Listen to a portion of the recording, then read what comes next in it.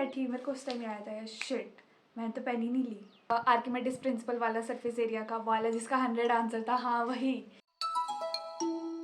Hi guys, I am Shalia, CBSE 10th grader. कल 10 मार्च को हमारा मैथ्स का बोर्ड एग्ज़ाम था, जिसके लिए तुम सब पूछ रहे थे कि कैसा गया एग्ज़ाम, मतलब वीडियो क्यों नहीं आ रही है। तो कल मैं बहुत ज़्यादा थक रही थी, इसीलिए मैं वीडियो नहीं बना पाई। आज 11 मार्च को मैं वीडियो बना रही हूँ क्योंकि मुझे अभी टाइम मिला है। हाँ तो ठीक है, वीडियो स्टार्ट करते हैं। सबसे पहले मैं बताती हूँ मुझ पर कौन सा सेट था।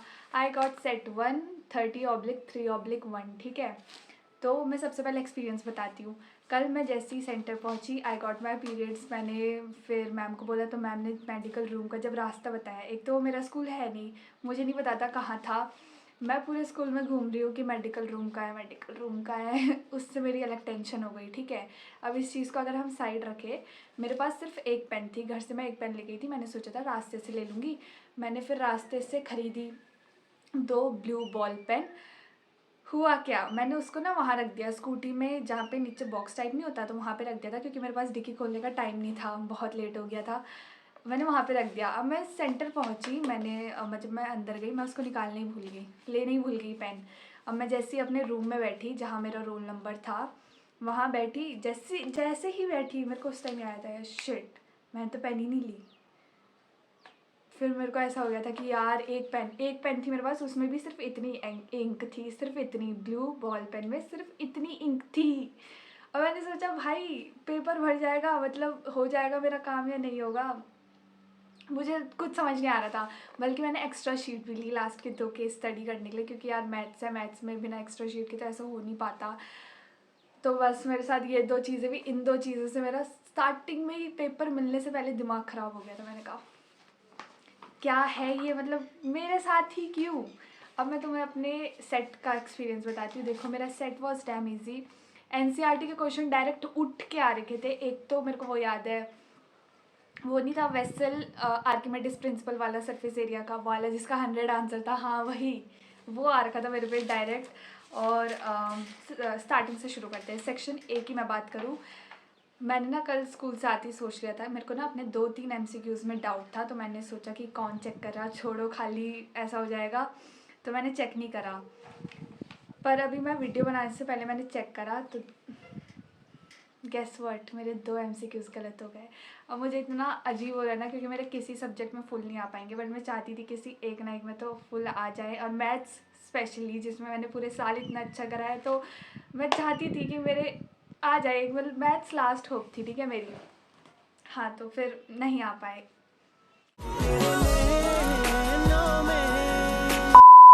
को 2 एमसीक्यूज़ में डाउट था और वही 2 गलत चले गए। सेक्शन ए की बात यहीं ख़त्म होती है। 2 एमसीक्यूज़ गलत चले गए यार, मैं नहीं चाहती थी मेरा कोई भी गलत हो। सेक्शन बी की हम बात करें, यार तुम खुद देखो इतना इजी पेपर आ रखा था।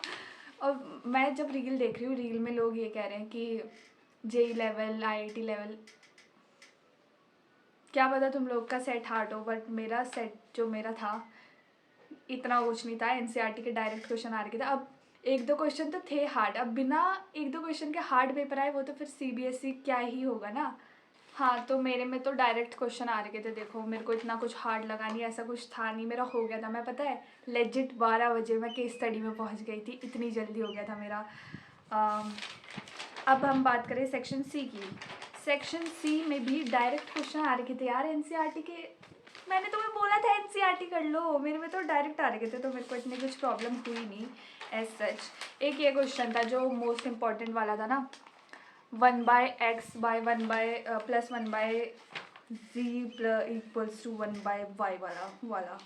उसको देखते ही मैंने, जब मैं स्टार्टिंग के 15 मिनट में जब मिलता है ना क्वेश्चन पेपर, उसको मैं जब पलट रही थी, मैंने कहा अरे ये तो हो जाएगा भाई। फिर मेरे को ऐसा कॉन्फिडेंस आया कि हाँ चलिए फुल भी आ सकते हैं, कर लियो।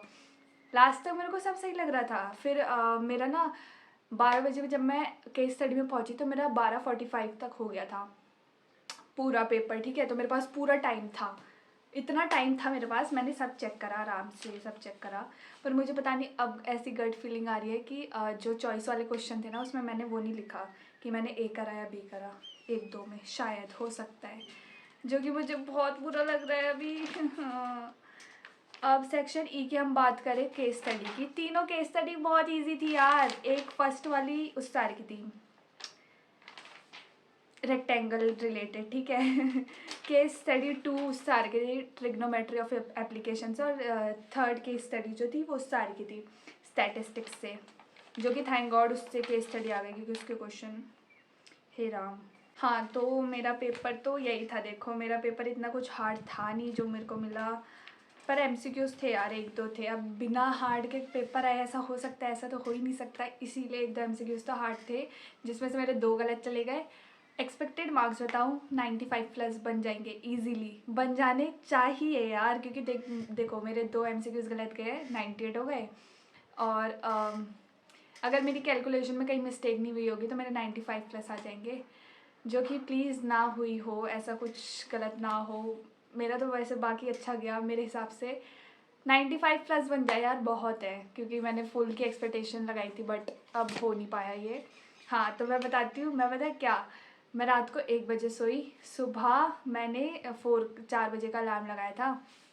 4 बजे उठी, मैंने देखा कि क्या पढ़ा रहे हैं भैया और सर, ऋतिक सर और शोभित भैया, वो लोग थ्योरी पढ़ा रहे थे। फिर मैंने सोचा यार चीट शीट में ही पूरी थ्योरी लिखी है जो मैंने बनाई थी, जो तुम लोग को बहुत काम आई, उसमें 600 लाइक आ गए यार, इतना पसंद आया, मतलब इतनी हेल्प करी उसके लिए मेरे को अच्छा लगा कि तुम सबकी हेल्प करी उसमें। मैंने तो ऐसे ही रैंडमली डाल दिया था कि ठीक है मैंने बनाई है, तुम भी देख लो।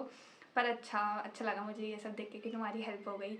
हाँ तो मैं 4 बजे उठी, मैंने कहा यार ये तो थ्योरी पढ़ा रहे हैं दोनों। फिर मैं सो गई वापस, फिर मैं 5:30 बजे उठी।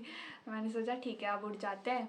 फिर मैंने शोभित भैया की लाइव तो 5 मिनट में ख़त्म हो गई थी, क्योंकि उन्होंने कोई क्वेश्चन नहीं कराए, उन्होंने सिर्फ थ्योरी कराई थी, वो 5 मिनट में ख़त्म हो गई थी। और ऋतिक सर की मैंने अच्छी खासी देखी, उनने तो आधे घंटे में थ्योरी ख़त्म करा दी थी, और उसके बाद वो क्वेश्चन करा रहे थे तो मैंने वो देखे सारे क्वेश्चन अच्छे खासे।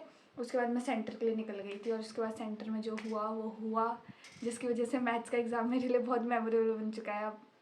हाँ तुम में से कोई पूछ रहे थे कि मेरे पास एक्स्ट्रा मतलब वो जो एआई वगैरह है कि नहीं, तो मेरे पास एआई है जिसके लिए वीडियो नहीं आएगी या आएगी मुझे नहीं पता, क्योंकि देखो तुम में से तो बहुतों के पास है ही नहीं, और किसी के पास आईटी है तो वो वीडियो कौन देखेगा, कोई नहीं। पर अगर मैंने ऐसा कुछ प्लान करा, मतलब कि हाँ ठीक है मैं यही फॉलो करूँगी बाकी के 7 दिन में, क्योंकि 18 को हमारा पेपर है, तो अगर मैंने ऐसा कुछ करा कि हाँ प्रॉपर कोई स्ट्रेटजी, तो मैं फिर वीडियो डालूँगी। पर वैसे तो शायद कोई भी नहीं पढ़ाता, मुझे नहीं पता, मैंने तो कभी ऑनलाइन पढ़ा ही नहीं है आई। अगर कोई मुझे टीचर दिख गए जो पढ़ा रहे हो तो फिर मैं वीडियो डाल दूँगी कि मैं कैसे पढ़ रही हूँ, किससे पढ़ रही हूँ। बाकी मुझे कुछ नहीं आता, पूरे साल भर मैंने नहीं पढ़ा एआई, मैं सच बताऊँ तो जिस जिस दिन पेपर था ना, जैसे PT1 प्री बोर्ड वगैरह, तो उसके एक दिन पहले मैंने रटना शुरू करा, और फिर मार्क्स आ गए, रटा मार्क्स आ गए, रटा मार्क्स आ गए। हाँ तो बस ऐसे ही मेरा एआई का सीन है। बोर्ड में मुझे नहीं पता क्या होगा, ठीक है। अब मैं थोड़ा तुमको बताती हूँ, जैसे हम सेंटर से बाहर आए ना, सब बच्चे होली खेलने लग गए भाई। मैं और मेरी दोस्त देख रही कि बस हम पे ना आए, प्लीज़ हम पे मत आना। अपने एक्सपेक्टेड मार्क्स बता देना कमेंट सेक्शन में।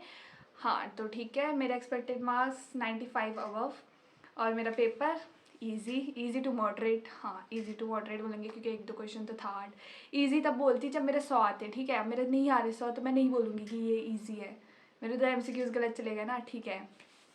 पर मेरे को इस बात का दुख है कि मेरे किसी सब्जेक्ट में फुल नहीं आ रहे।